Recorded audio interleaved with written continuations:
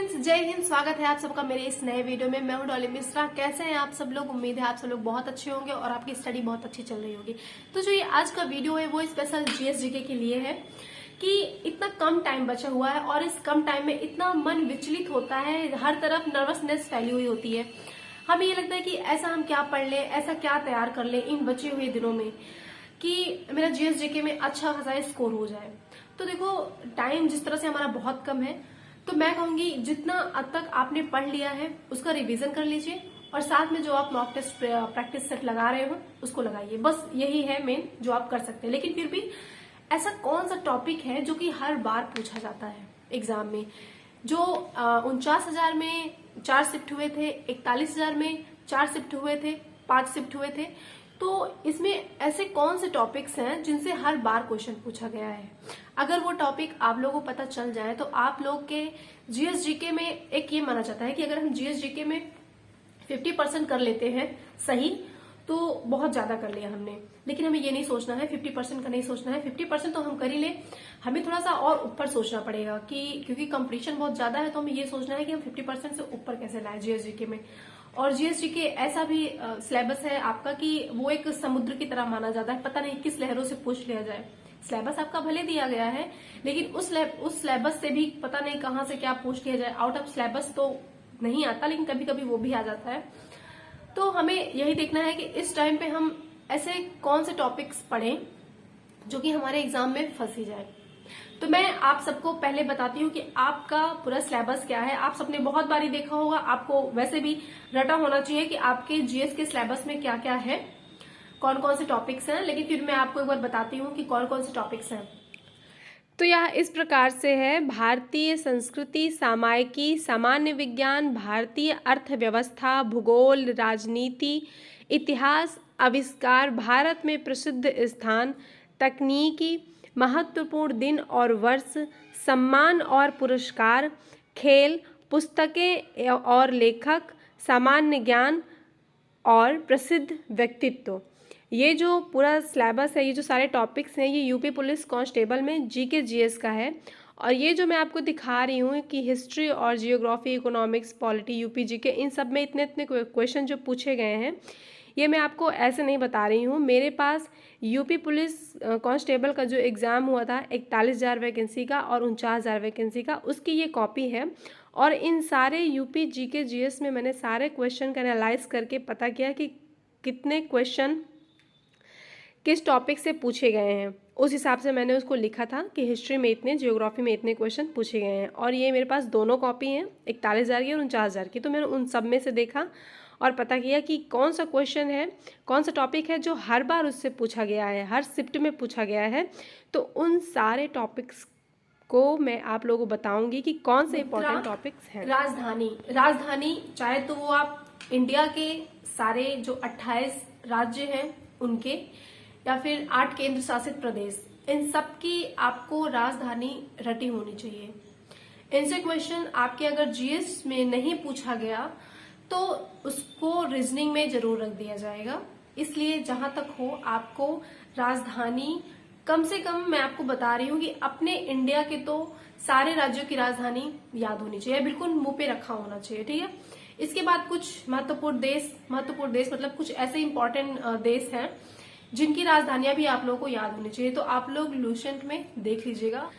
तो नृत्य हो गया, नृत्य में आपके शास्त्रीय नृत्य या फिर आपके राज्यों जो भी इंडियन राज्य हैं 28, इन सभी राज्यों के आप स्पेशली जो एक डांस होता है, जैसे कि आप लोग मुझे बताइए कि हमारे उत्तर प्रदेश का कौन सा एक लोक नृत्य है। इसका आंसर मुझे कमेंट बॉक्स में दीजिए। तो ये क्वेश्चन है आप लोगों का और इसका आंसर मुझे कमेंट बॉक्स में जरूर दीजिएगा। नेक्स्ट है, आप राष्ट्रपति राज्यपाल के बारे में जरूर पढ़ लीजिएगा। इससे क्वेश्चन आएगा ही आएगा, वो कोई भी शिफ्ट हो। देखो, कुछ टॉपिक्स ऐसे होते हैं जो कि पहले शिफ्ट में पूछ लिए गए तो दूसरे शिफ्ट में नहीं पूछा जाएगा, लेकिन ये राष्ट्रपति और राज्यपाल है, इनसे जो क्वेश्चन आते हैं वो हर शिफ्ट में पूछे जाते हैं। तो इनको आप लोग जरूर कवर कर लीजिएगा। और ये भी नहीं कि हम वर्तमान में कौन राष्ट्रपति है इनके बारे में पूछे, तो ऐसा नहीं है। हमें राष्ट्रपति राज्यपाल के बारे में पूछना है, जैसे कि किस अनुच्छेद में ये लोग आते हैं, ठीक है, कहाँ से लिया गया इनका पद, और कि कौन सा हमारे सबसे पहले राष्ट्रपति थे, ऐसे वर्तमान में कौन है, करंट अफेयर में भी ये आ सकता है, तो आप इनके बारे में जरूर पढ़ लीजिएगा। एक है हाँ, और एक आप अनुच्छेद के बारे में जरूर पढ़ लीजिएगा। जरूरी नहीं है कि आप पूरा पढ़ें, 395, 476 जो भी है आप पूरा नहीं पढ़ें एक एक करके, उसमें भी आप लोग देखेंगे मोस्ट इम्पॉर्टेंट कुछ है जो जरूर पढ़ लीजिएगा, क्योंकि उससे भी क्वेश्चन आते हैं। और आपका राष्ट्रीय उद्यान हो गया। और हाँ, आप करंट अफेयर्स में मैं एक और बताना चाहूंगी, करंट अफेयर जो आप ले रहे हैं इस पीडी पब्लिकेशन से जरूर एक बार पढ़ लीजिएगा। और उसमें अभी एक राम मंदिर के बारे में कई सारे क्वेश्चन बनेंगे, तो भले ही पूछा जाए ना पूछा जाए, लेकिन आप उसको एक बार जरूर पढ़ करके जाइएगा। तो और आपका पूछा जाता है विभूषण, पद्म विभूषण, जितने भी हमारे राष्ट्रीय अवार्ड्स हैं इनके बारे में आप जरूर पढ़ लीजिएगा। भारत रत्न पुरस्कार जो भी हैं इन सब के बारे में आप पढ़ करके ही जाइएगा, क्योंकि इनसे क्वेश्चन आते ही आते हैं। ये हो गया हमारा जो पूछा जाता है। और आपके यूपी से स्पेशल जो क्वेश्चन पूछे जाते हैं उनके बारे में भी मैं आपको बता देनी हूँ। देखो, यूपी की सामान्य जानकारी ये तो पूछा ही पूछा जाएगा, और यूपी का लोकसभा, जनगणना, पर्यटन स्थल, नदी प्लेस है, ये सारी चीजें पूछी जाती हैं। तो उद्योग हो गया, अवार्ड्स हो गए, यूपी के त्योहार, महोत्सव, ये सब यूपी के भी पूछे जाते हैं, और कुछ और भी राज्यों के पूछ ले जा सकते हैं जो कि बहुत ज्यादा फेमस है, तो वो पूछ लिया जाएगा। और पुस्तक है जो इनसे भी क्वेश्चन आपके पूछे जाएंगे। तो ये मेन चैप्टर्स हैं, मेन टॉपिक्स हैं, इनको आप लोग नोट डाउन कर लीजिएगा और एक बार जरूर देख करके जाइएगा। आप लोग खुद देखेंगे कि आपके इन टॉपिक जिनको मैंने बताया है इनसे आपके कम से कम मैं बता रही हूँ 10 से 15 क्वेश्चन फंसे जाने हैं। आएंगे, जरूर आएंगे, चाहे वो थोड़ा सा घुमा फिरा करके आए।